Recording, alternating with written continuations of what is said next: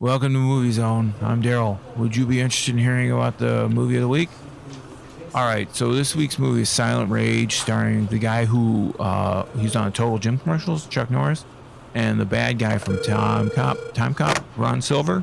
He plays a doctor, and the dude who he was in Animal House played Flounder, Steven Furst. He plays deputy. Those are the big dudes in this movie. So it starts off with a guy on the verge of a psychic break in a boarding house, and he loses his shit, man. He murders a couple fellow tenants with an axe, and Chuck Norris shows up to chase him down and bring him to justice, because that's what Chuck does. And this guy's acting like a complete animal, and after getting cuffed from old Chuck and knocked out, he gets placed in custody by 3 deputies and put in the back of a squad car.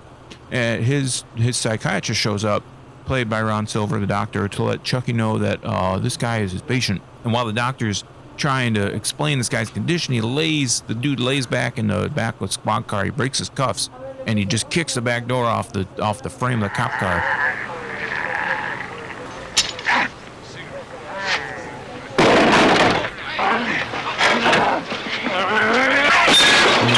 And he just attempts to suicide by cop. So the killer is brought down to the hospital, and the psychiatrist performs surgery to save his life, and he just dies on the table. And the doctor's colleagues suggest that they inject the killer with this experimental concoction. It'll bring him back to life. Well, the doctor refuses. He's like, "That's not ethical, man." And he goes to tell Chuck the bad news. He's dead. I'm sorry. We did all we could do. He was too far gone. Okay, thanks anyway, doctor. Right. The colleagues make the decision to inject the killer anyhow behind the doctor's back.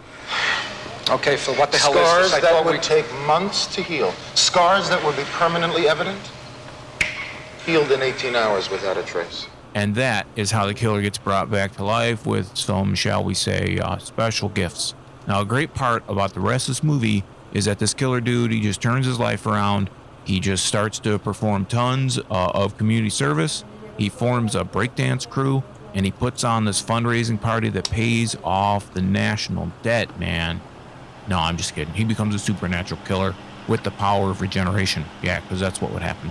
Now, that's less believable than what I just said. Here's where Chuck, he figures out his ex-girlfriend's actually a sister of the good doctor, and this minor plot point turns into them jumping into the sack where, while nude, she tells the Chuckster, hey, she don't get any funny ideas, but guess what? This is Chuck Norris, man. He just gets funny ideas, and it just goes down.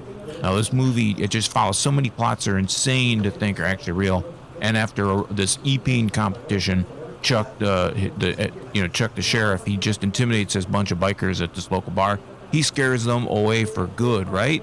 Yeah, well, yeah. They're putting together a screenwriting masterclass together on this, based on the analysis of this film. And this lesson will be a little something I call foreshadowing. Now, back to this resurrected killer. And the afterlife has granted him with the ability to heal any wound. Now, thanks to this chemical, his internal organs, broken bones, or other contusions or whatever, they just healed in 18 hours. And while this guy gets his wits about him, Chuck goes on a little adventure. Now, remember those bikers I talked about just a few little minutes ago? Well, they're back.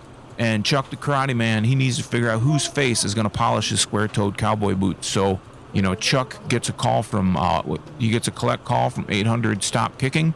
And then he Ultimate Warrior gorilla slams this dude through a wooden lattice in a bar brawl, and he incapacitates dozens of bikers with some of the finest displays of martial art, man. The mystery of how Chuck Norris relaxes has finally been solved. He listens to white man porno music. Now, serene sounds of missionary work lull this man into a state of just annoyed tolerance. That's how he just lives his life, because he can relax. And Chuck gets a little more action from the ex, from Doc's sister, and he just kisses like this crazy marionette, and his mustache sweeps the Doc's sister's upper lip like a street cleaner, man. And if you're looking for a good love story montage, then you're gonna love the middle section of this movie.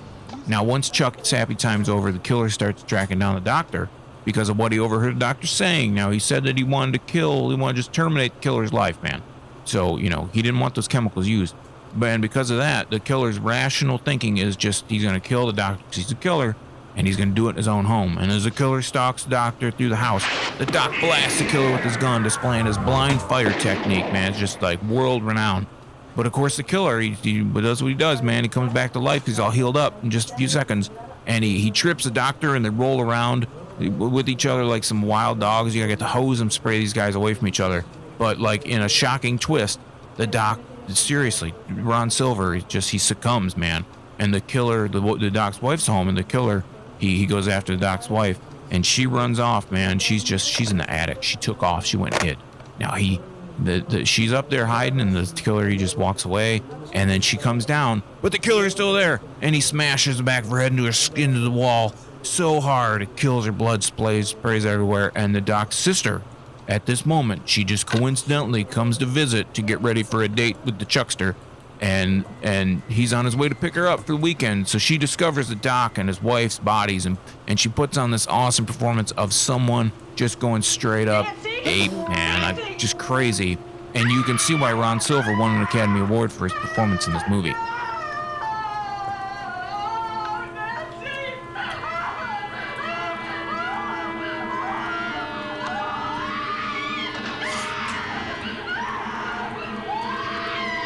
The killer pops out, man. He gets to get a piece, and she freaks out, and she takes down out of the stairs and runs into Chuck at the front door.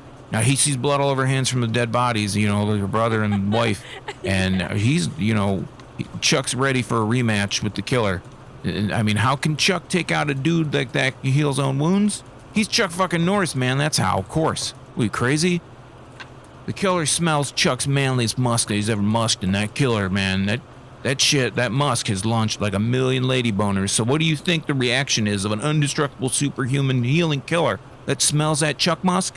Man, he runs for the hills. That's what he does. He returns to medical home base to lick his wounds, and I'm wondering if I can even contain my anticipation for this battle, because that Chuck musk, man, you get a deep whiff of that. But I realize, man, I'm all I got in this world, so I got to get excited about myself, man. Before I can get excited for Chuck versus the killer, I gotta walk that Zen path. So I do that for about 15 years before, during this movie, and it was lined with flowering lotuses made of pure white light. And after gaining enlightenment, becoming a Buddha, dude, and obtaining the faith of an entire universe, I just happened to learn that I finally built immunity to enough suspense that I can handle the rest of this movie, use Zen, man, and just what could happen. So, yeah, so while I'm walking enlightenment, man, the doc's sister's recovering. Chuck comes by the hospital to secrete enough pheromones to wake her up, and we find out the scientists they just seen enough, man. This guy's killed too many killers. This killer's just killed too many people, and they're ready to put him down for good with an injection of sulfuric acid to the neck. But we all know, man, I didn't become a Buddha for nothing. This movie's not over.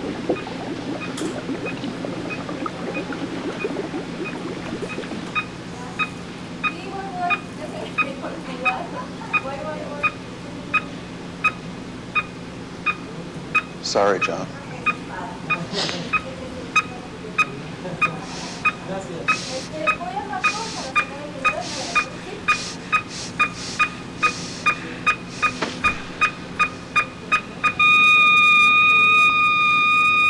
The killer comes back because he's a man who only knows freedom.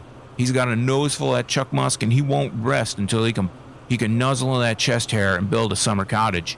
But yeah, right there, man, in chest hair.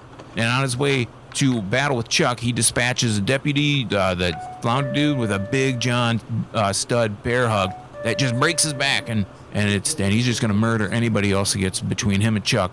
So Chuck comes and he finds the deputy, and just after a short nuzzle with the dying deputy, Chuck knows now that the doctor's sister is in clear and present danger, because that deputy guy was guarding her. And Super Saiyan level 2 Chuck Norris is gonna have to show up for today's shoot, because anything less than the best is a felony, and this guy is like Chuck's personal Dragon Ball Z Cell, man.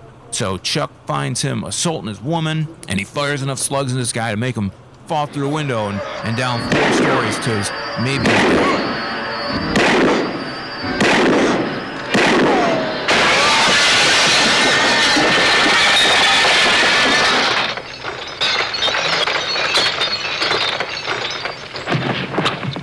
But too bad this isn't Teletubbies episode where they just kill people really easy, because the killer gets old Charlie in a chuckhold, Psycho style, man. But in the worst stealth move ever, the Doc Sis honks her horn repeatedly to get the killer's attention, and fair enough, get him off Chuck's neck. And she clues him into the fact she's going to try and run him out and run his ass over. So he kind of squares up, and when she drives at him, he bounces off front of her car, and he grabs the back of the bumper and climbs up Indiana Jones style to the car. But he's thwarted when Chuck and his babe roll out of the car, causing the killer to do his best Toon Sizzler driving cat impression, pirouetting the truck and exploding in a fiery ball of wreckage.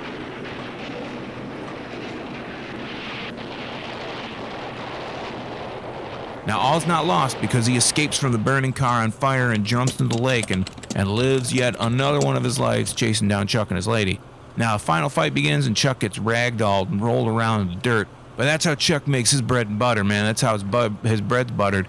And he just rolls around the dirt in the big fights, and it's the big fights that count for Chuck. So he mounts his comeback, and the momentum swings in his favor. Crests his momentum with the heel of his boot dropped down the killer's face. And then after the killer kind of comes back for a second, drops a double axe handle on Chuck. Chuck comes back, man. Last salvo, dude. And he drops an atomic jumping X kick and a neck breaker. He just drops the killer down the well, somehow ending in his existence. And this can only mean that the mysterious chemical must somehow resurrect all who come in contact with it into a cat, right? Because this dude must have used up all of his 9 lives. Or did he? So yeah, you can find it over in aisle 7. It's a Silent Rage Chuck Norris under Chuck. Yeah.